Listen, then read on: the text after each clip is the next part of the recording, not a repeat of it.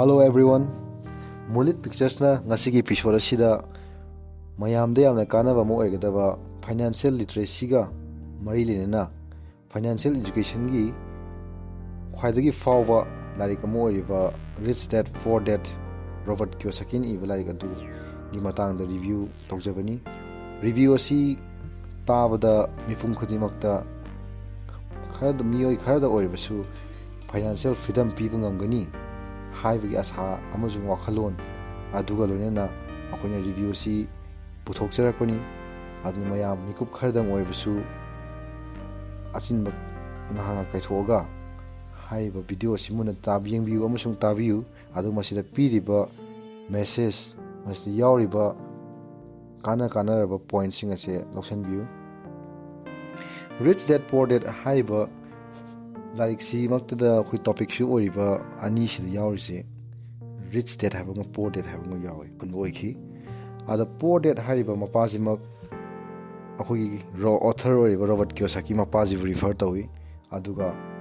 rich dad हाइबजना रो author Robert Kiyosaki गी ममानबा अमगी मागा याम दुतिना ममानबा अमगी मपा अमबु रिफर तौइ अदुगा मागी पुअर डैड हाइबा मपा असिदि याम लाइक लासुदि हाइबा यामना क्वालिफाइड होइबा मसामा PhD लोइबा अदुगा PhD लोरगा ओजा अमा ओइदुना लेइबा अदुमा मिसक अमा ओइ अदु मा ओजा ओइरबसु लाइक याम हाइरबसु मा फाइनेंशियल लिटरेसी दि यामना हाइरुबा ओइदबना मा पैसा कमायन तानगनी हाइबदु फजना खंगदे अदुना महाकी पुंसीदा यामना नुवाइना वात्ता पादना हाइबदि चाबा थको वाट्रगजु याम लेम पांगना नुवाइना रिच ओइना लाइकिबदि मा ओइखिदि अदुबु नसागी रिच डैड हाइना हारिबा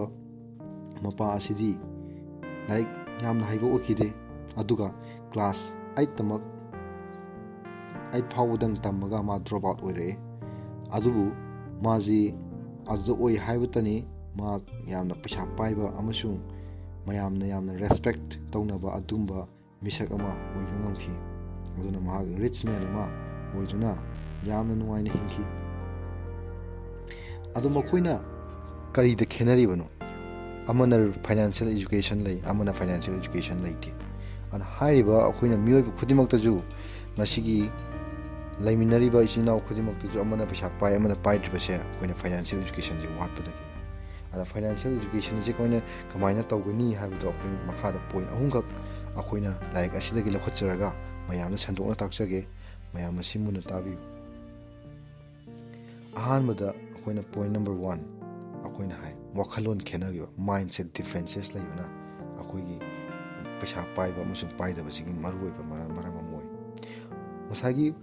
ऑथरना रिफर तौरिबा पुअर डैड सिगी वखलोन जे सिमाइन तौ पोट अमा लैबा कांदा नत्रगा पोट अतांग अमा उबा कांदा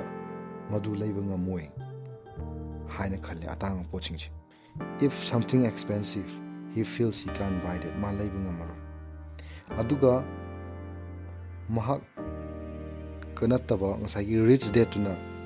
हारिबना कमाय हाय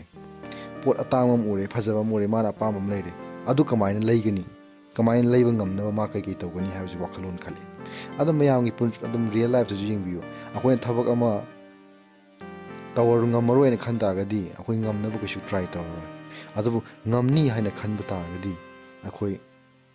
एनी हाउ कई दौजर तौजिगे कई दौर ngमनी हाइब वखलोन अमा खलकनी अदुगी डिफरेंस तुने बंगसाई रिच डैड अमसुंग पुअर डैड लाइस अद रिच डैड ओइगे रिच अखोइना रिच मैन अमा ओइगे हतागदी पैसा कमाइना पाइगनी हाइब वखलोन अमा खलकपम संगी तौबा ngमोय हाइना अखोइना पैसा पाइबा आइजे पैसा पाइ मी ओइबा ngमोय हाइना खनथोक तागदी आइ कइदौंदा पैसा पाइबा ngमरोइबा सेकेंडली अखोइगी पुअर डैड सिना हाइ नंगना स्कूल तमिबजे अखोइना एजुकेशन गसी तमिबजे अखोइना पुअर डैड खरा पुअर डैड रिफर तौरिजे अखोइना पुअर पेरेंट्स ना हाइबजु हाइ मखोइना हाइ लाइक फजना तमो अदुगा नंग गुड ग्रेड्स फंगो अदुगा नंग थबक अमा तौरो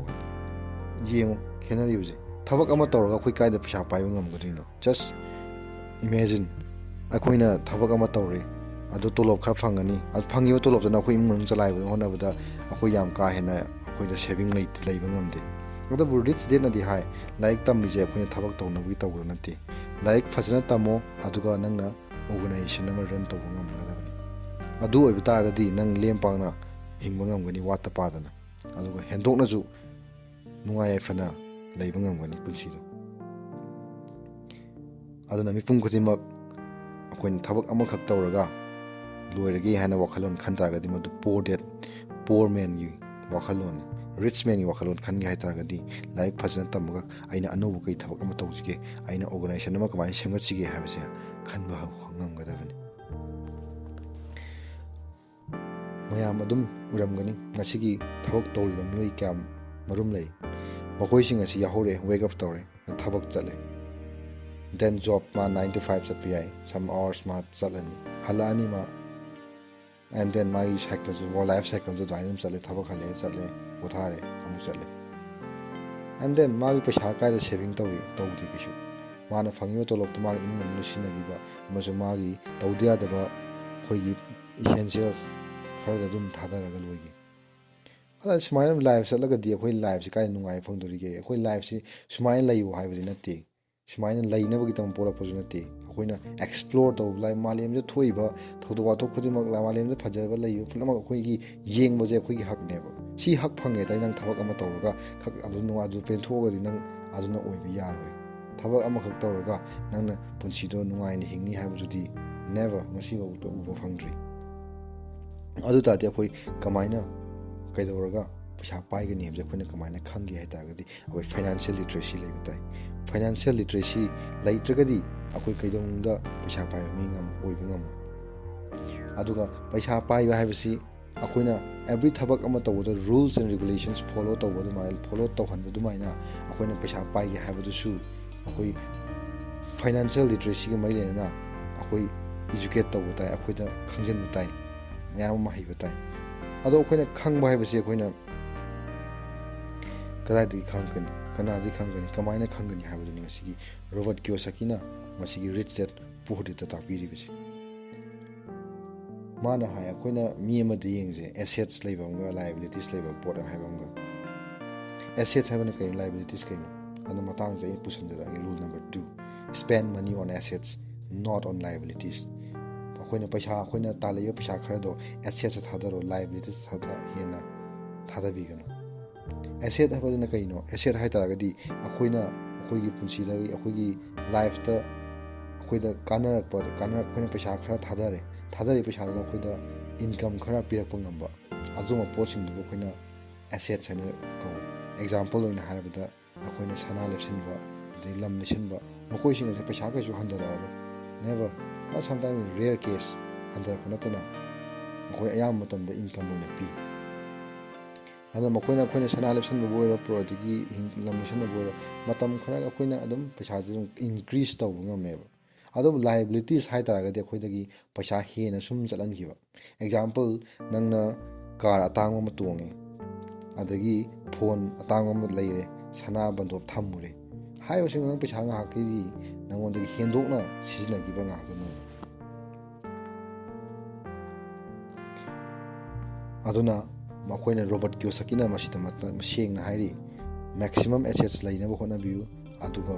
ꯂꯥꯏꯕꯤꯂꯤꯇꯤꯁꯇꯤ ꯃꯤꯅꯤꯃꯝ ꯑꯣꯏꯅ ꯊꯝꯕꯤꯌꯨ ꯑꯗꯨꯅ ꯄꯩꯁꯥ ꯅꯪꯉꯣꯟꯗ ꯍꯦꯟꯅ ꯇꯥꯜꯂꯛꯀꯗꯕ ꯄꯣꯠꯁꯤꯡꯗ ꯄꯩꯁꯥ ꯍꯦꯟꯅ ꯊꯥꯗꯕꯤꯌꯨ ꯑꯗꯨꯒ ꯄꯩꯁꯥ ꯇꯥꯜꯂꯛꯑꯣꯏꯗꯕ ꯊꯕꯛꯁꯤꯡꯗ ꯊꯥꯗꯕꯤꯒꯅꯨ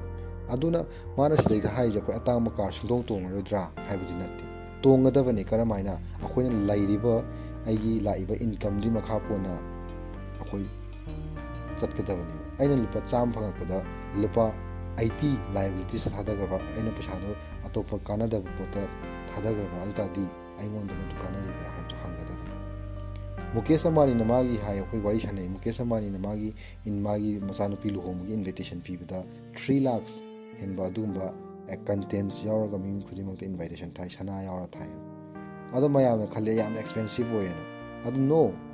ꯃꯨꯀꯦꯁ ꯑꯝꯕꯥꯅꯤ ꯑꯦꯛꯁꯄꯦꯟꯁꯤቭ ꯑꯣꯏꯗꯦ ꯃꯨꯀꯦꯁ ꯑꯝꯕꯥꯅꯤꯗ ꯂꯩꯔꯤꯕ ꯃꯥꯅ ꯄꯤꯔꯤꯕ ꯄꯩꯁꯥꯗꯣ ꯖꯁ ꯃꯥꯒꯤ ꯍꯣꯜ ꯏꯟꯀꯝꯗꯨꯒꯤ ꯖꯁ 0.03% ꯈꯛꯇꯅꯦꯕ ꯑꯗꯣ ꯃꯥꯅ ꯇꯥꯛꯅꯤꯡꯉꯤꯁꯤ ꯀꯩꯅꯣ ꯃꯥꯒꯤ ꯏꯟꯀꯝꯗꯨ ꯆꯥꯟꯅꯅ ꯃꯥꯅ ꯇꯧꯖꯕꯅꯦꯕ ꯑꯗꯣ ꯃꯉꯣꯟꯗꯒꯤ ꯃꯥ ꯍꯦꯟꯅ ꯑꯦꯛꯁꯇ꯭ꯔꯥꯚꯦꯒꯦꯟ ꯑꯣꯏꯕꯗꯤ ꯅꯠꯇꯦꯕ ꯃꯥꯒꯤ ꯑꯣꯏꯅꯗꯤ ꯃꯥꯅ ꯂꯩꯖꯔꯤꯕ 100% ꯇꯥꯜꯂꯛꯄꯗ ꯂꯨꯄꯥ 100 ꯇꯥꯜꯂꯛꯄꯗ 0.03 ꯈꯛꯇꯅꯦꯕ ꯃꯥꯅ ꯑꯦꯛꯁꯄꯦꯟ ꯇꯧꯔꯤꯁꯦ ꯑꯗꯨꯗꯤ ꯃꯗꯨ ꯑꯦꯛꯁꯄꯦꯟꯁ ꯃꯥ ꯑꯣꯚꯔ ꯑꯦꯛꯁꯄꯦꯟꯁꯤቭ ꯇꯧꯕ ꯅꯠꯇꯦꯕ ꯃꯥꯒꯤ ꯆꯥꯅꯅ ꯃꯥꯅ ꯇꯧꯖꯕꯅꯤ ꯑꯗꯨꯅ ꯑꯩꯈꯣꯏꯁꯨ ꯑꯩꯈꯣꯏꯅ ꯇꯥꯜꯂꯛꯏ ꯄꯩꯁꯥꯗꯨꯒ ꯆꯥꯅꯅ ꯍꯣꯠꯂꯒ ꯑꯩꯈꯣꯏꯅ ꯑꯉꯝꯕ ꯂꯦꯚꯦꯜꯗ ꯇꯧꯒꯗꯕꯅꯤ ꯌꯥꯝ ꯇꯥꯜꯂꯛꯑꯦ ꯌꯥꯝꯅ ꯁꯤꯖꯤꯟꯅꯕ ꯌꯥꯏ ꯑꯗꯨꯕꯨ ꯌꯥꯝꯅꯁꯨ ꯇꯥꯟꯗꯕꯤꯗ ꯌꯥꯝꯅ ꯁꯤꯖꯤꯟꯅꯕꯗꯗꯤ ꯃꯗꯨ ꯄꯩꯁꯥ ꯑꯩꯈꯣꯏ ꯔꯤꯆ ꯃꯦꯟ ꯑꯃ ꯑꯣꯏꯅꯕ ꯑꯗꯨꯒꯨꯝꯕ ꯄꯥꯝꯕꯩ ꯅꯠꯇꯦ ꯇꯁꯦꯡꯅ ꯃꯥꯅ ꯔꯤꯆ ꯑꯩꯈꯣꯏꯒꯤ ꯂꯥꯏꯔꯤꯛꯁꯤꯗꯁꯨ ꯌꯥꯝ ꯃꯨꯟꯅ ꯃꯁꯤꯗꯁꯨ ꯂꯥꯏꯔꯤꯛꯁꯤꯗꯁꯨ ꯃꯨꯟꯅ ꯔꯣꯕꯔꯠ ꯀꯤꯌꯣꯁꯥꯀꯤꯅ ꯏꯔꯤ ꯑꯗꯣ ꯃꯌꯥꯝ ꯀꯥꯎꯕꯤꯒꯅꯨ ꯃꯦꯛꯁꯤꯃꯝ ꯑꯦꯁꯦꯠꯁ ꯍꯦꯟꯅ ꯊꯝꯕꯤꯌꯨ ꯂꯥꯏꯕꯤꯂꯤꯇꯤꯁꯇ ꯌꯥꯝꯅ ꯊꯝꯕꯤꯒꯅꯨ ꯑꯗꯨꯒ ꯃꯊꯪꯒꯤ ꯄꯣꯏꯟ ꯅꯝꯕꯔ 3ꯗ ꯔꯣꯕꯔꯠ ꯀꯤꯌꯣꯁꯥꯀꯤꯅ ꯂꯥꯏꯔꯤꯛ ꯑꯁꯤꯗ ꯍꯥꯏꯔꯤ ꯃꯗꯨꯗꯤ ꯑꯩꯈꯣꯏꯅ ꯐꯥꯏꯅꯥꯟꯁꯤꯌꯦꯜ ꯂꯤꯇꯔꯦꯁꯤ ꯂꯩꯒꯦ ꯍꯥꯏꯇꯥꯔꯒꯗꯤ ꯁ꯭ꯀꯨꯜꯗꯒꯤ ꯇꯝꯃꯛꯄ ꯑꯃꯁꯨꯡ ꯑꯩꯈꯣꯏꯅ ꯀꯣꯂꯦꯖꯇ ꯇꯝꯃꯤꯕ ꯂꯥꯏꯔꯤꯛꯁꯤꯡꯁꯤꯗ 10% ꯐꯥꯎ ꯐꯥꯅ ꯑꯩꯈꯣꯏꯒꯤ ꯐꯥꯏꯅꯥꯟꯁꯤꯌꯦꯜ ꯂꯤꯇꯔꯦꯁꯤꯒꯤ ꯃꯇꯥꯡꯗ ꯌꯥꯎꯗꯦ ꯑꯗꯣ ꯑꯩꯈꯣꯏ ꯐꯥꯏꯅꯥꯟꯁꯤꯌꯦꯜ ꯂꯤꯇꯔꯦꯁꯤ ꯀꯅꯥꯗ ꯇꯝꯃꯦ ꯑꯩꯈꯣꯏꯅ ꯑꯩꯈꯣꯏꯒꯤ ꯄꯦꯔꯦꯟꯁꯇꯒꯤ ꯅꯠꯇ꯭ꯔꯒ ꯑꯩꯈꯣꯏꯒꯤ ꯁꯣꯁꯥꯏꯇꯤ ꯑꯣꯔ ꯑꯦꯟꯚꯥꯏꯔꯟꯃꯦꯟꯇꯒꯤ ꯇꯝꯃꯦꯕ ꯇꯝꯃꯛꯄꯁꯤꯗ ꯑꯩꯈꯣꯏꯒꯤ ꯄꯦꯔꯦꯟꯁꯇꯨ ꯀꯔꯤꯒꯨꯝꯕ ꯂꯥꯏꯐ ꯑꯩꯈꯣꯏꯒꯤ ꯄꯣꯔ ꯃꯥꯏꯟꯁꯦꯠ ꯂꯩꯕ ꯉꯁꯥꯏꯒꯤ ꯄꯣꯔ ꯗꯦꯠꯀꯨꯝꯕ ꯃꯤꯁꯛ ꯑꯃ ꯑꯣꯏꯔꯝꯃꯕ ꯑꯗꯒꯤ ꯑꯩꯈꯣꯏꯅ ꯂꯥꯏꯕꯛ ꯊꯤꯗꯅ ꯁꯣꯁꯥꯏꯇꯤꯗꯁꯨ ꯑꯗꯨꯒꯨꯝꯕ ꯔꯤꯆ ꯗꯦꯠ ꯑꯝꯇ ꯊꯦꯡꯅꯗꯕ ꯇꯥꯔꯒꯗꯤ ꯑꯩꯈꯣꯏ ꯀꯗꯥꯏꯗꯒꯤ ꯇꯝꯒꯅꯤ ꯑꯗꯨꯅ ꯑꯩꯈꯣꯏ ꯍꯧꯖꯤꯛ ꯆꯥꯎꯈꯠꯂꯛꯑꯕꯅꯤꯅ ꯑꯩꯈꯣꯏ ꯆꯥꯎꯈꯠꯄꯒꯤ ꯏꯟꯇꯔꯅꯦꯠ ꯁꯤꯒꯤ ꯈꯨꯠꯊꯥꯡꯗ ꯃꯌꯥꯝ ꯑꯃ ꯑꯣꯟꯂꯥꯏꯟꯗ ꯄꯥꯕ ꯌꯥꯔꯦ ꯑꯗꯣ ꯃꯌꯥꯝ ꯑꯃ ꯍꯥꯏꯔꯤꯕ ꯄꯣꯠꯁꯤꯡꯗꯒꯤ ꯑꯩꯈꯣꯏ ꯇꯝꯕ ꯑꯃ ꯆꯪꯉꯦꯕ ꯇꯝꯕꯁꯦ ꯑꯩꯈꯣꯏꯅ ꯑꯗꯨꯅ ꯑꯩꯈꯣꯏꯅ take classes read and attend ꯁꯦꯃꯤꯅꯥꯔꯁꯤꯅ ꯃꯥꯅꯁꯤ ꯄꯣꯏꯟ ꯅꯝꯕꯔ 3ꯗ ꯑꯩꯈꯣꯏꯅ ꯄꯣꯏꯟ ꯑꯥꯎꯠ ꯇꯧꯏ ꯑꯁꯤꯒ ꯃꯔꯤ ꯂꯩꯅꯅ ꯑꯩꯈꯣꯏꯅ ꯄꯩꯁꯥ ꯄꯥꯏꯒꯦ ꯍꯥꯏꯔꯒꯗꯤ ꯄꯩꯁꯥ ꯄꯥꯏꯕ ꯃꯤ ꯑꯃꯒ ꯂꯣꯏꯅꯕ ꯃꯈꯣꯏꯗꯒꯤ ꯋꯥꯈꯜꯂꯣꯟ ꯇꯥꯟꯁꯤꯟꯕ ꯑꯗꯨꯒ ꯑꯩꯈꯣꯏꯅ ꯇꯥꯟꯁꯤꯜꯂꯤꯕ ꯋꯥꯈꯜꯂꯣꯟ ꯑꯗꯨ ꯊꯕꯛꯇ ꯑꯣꯟꯊꯣꯛꯄꯤꯕ ꯑꯗꯨꯅ ꯑꯩꯈꯣꯏꯅ ꯊꯕꯛ ꯑꯃ ꯇꯧꯕ ꯃꯇꯝꯗ right thing comes from the right person ꯍꯥꯏꯕꯁꯤ ꯀꯧꯕꯤꯒꯅꯤ ꯍꯥꯏꯕꯗꯤ ꯑꯩꯈꯣꯏꯅ ꯄꯥꯝꯃꯤꯕ ꯂꯝꯕꯤꯗꯨꯒ ꯃꯔꯤ ꯂꯩꯅꯕ ꯃꯤꯑꯣꯏꯗꯨꯗ ꯑꯩꯈꯣꯏꯅ ꯍꯪꯕ ꯇꯥꯔꯒꯗꯤ ꯑꯩꯈꯣꯏ ꯑꯐꯕ ꯁꯣꯏꯗꯅꯃꯛꯀꯤ ꯀꯥꯟꯅꯕ ꯄꯣꯠ ꯑꯃ ꯑꯣꯏꯒꯅꯤ ꯐꯨꯠꯕꯣꯜ ꯁꯥꯟꯅꯕ ꯍꯩꯇꯕ ꯃꯤꯗꯨꯗ ꯑꯩꯅ ꯐꯨꯠꯕꯣꯜꯒꯤ ꯃꯇꯥꯡꯗ ꯋꯥꯔꯤ ꯁꯥꯟꯅꯔꯨꯔꯒ ꯃꯉꯣꯟꯗꯤ ꯀꯥꯟꯅꯕ ꯀꯩꯁꯨ ꯈꯪꯉꯣꯏ ꯐꯨꯠꯕꯣꯜ ꯁꯨꯡꯌꯦꯡ ꯌꯦꯡꯗꯕ ꯃꯤꯗꯨꯗ ꯍꯪꯉꯨꯅꯦ ꯑꯗꯨ ꯀꯃꯥꯏꯅ ꯐ꯭ꯔꯤ ꯀꯤꯛ ꯀꯥꯎꯕ ꯕꯣꯜ ꯀꯃꯥꯏꯅ ꯀꯥꯎꯒꯅꯤ ꯑꯗꯒꯤ ꯑꯦꯇꯦꯛ ꯀꯃꯥꯏꯅ ꯇꯧꯒꯅꯤ ꯀꯩꯁꯨ ꯈꯪꯗꯦ ꯑꯗꯨꯅ ꯑꯩꯈꯣꯏꯅ ꯃꯗꯨꯒꯤ ꯃꯇꯥꯡꯗ ꯈꯪꯒꯦ ꯍꯥꯏꯕꯗꯤ ꯐꯨꯠꯕꯣꯜ ꯌꯥꯝꯅ ꯐꯖꯅ ꯁꯥꯟꯅꯕ ꯑꯗꯨꯒꯤ ꯃꯤꯑꯣꯏꯗ ꯆꯪꯕ ꯇꯥꯔꯒꯗꯤ ꯑꯩꯈꯣꯏ ꯁꯣꯏꯗꯅꯃꯛꯀꯤ ꯈꯪꯕ ꯉꯝꯒꯅꯤ ꯆꯞ ꯃꯥꯟꯅꯩ ꯑꯩꯈꯣꯏꯅ ꯄꯩꯁꯥ ꯄꯥꯏꯒꯦ ꯍꯥꯏꯅ ꯈꯟꯇꯥꯔꯒꯗꯤ ꯄꯩꯁꯥ ꯌꯥꯝꯅ ꯇꯥꯟꯕ ꯍꯩꯕ ꯑꯗꯨꯒꯤ ꯃꯤꯁꯛ ꯑꯃꯒꯤ ꯃꯈꯥꯗ ꯑꯩꯈꯣꯏꯅ ꯃꯈꯣꯏꯒꯤ ꯋꯥꯈꯜꯂꯣꯟꯗꯣ ꯂꯧꯕ ꯇꯥꯏ ꯃꯈꯣꯏꯒꯤ ꯋꯥꯈꯜꯂꯣꯟ ꯑꯩꯈꯣꯏꯗ ꯁꯤꯌꯔ ꯇꯧꯕ ꯇꯥꯏ ꯑꯗꯨꯅ you can't be rich if you are following poor advices nana poor advices low indun lei taragadi you will become poor that's true if you follow the poor mindset you will become poor and if you follow the rich mindset you will become rich this is what Robert Kiyosaki is saying in his book Rich Dad and Poor Dad aduna mayam soidana magi hairiba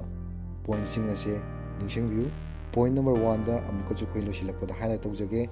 mana point number 1 la hairisi mindset differences rich dad ka poor dad ki khenagi wakhalon adumaina miyoiba amada lairaba amasung na khunba leibase wakhalon khenabadi oi rule number 2 spend money on assets not on liabilities paisa singdo akhoi income lakadaba hena paisa tholakadaba jagada paisa thatabiu aduga paisa hena chatna busum oiba akhoi da laoida thabak pochingdadi akhoi paisa thadabiganu yengbiu gari ama leiba kanda akhoi lupa lakh 10 pina gari ama leiyuse nangna 1 sec tongi ba hogibaga madugi value do 25% di handara nangna hoji lakh 10 leirudo nungalakpada nang 7 lakhs 50 to 7 lakhs 7.5 lakhs katang oikhadam aduna value je liabilities thada taragadi value sa hande akhoi da kana paisa akhoi paisa da value handara pakatani hengalakna te aduna asset sing da hena thada biu aduna point number 3 akhoi financial literacy natra financial education matang da hena khangge hataragadi yamna thijanbi chakhal aba matamni internet sina duna class kya online class yawu yai natra na akhoi hiji yam seminar yam tori ba kuna production yam tori adu attend to biu aduga masigi mai lenaba larik yam pabiu aduga akhoi multi pictures na puthok cheriba akhoi asigumba book review amasung akhoi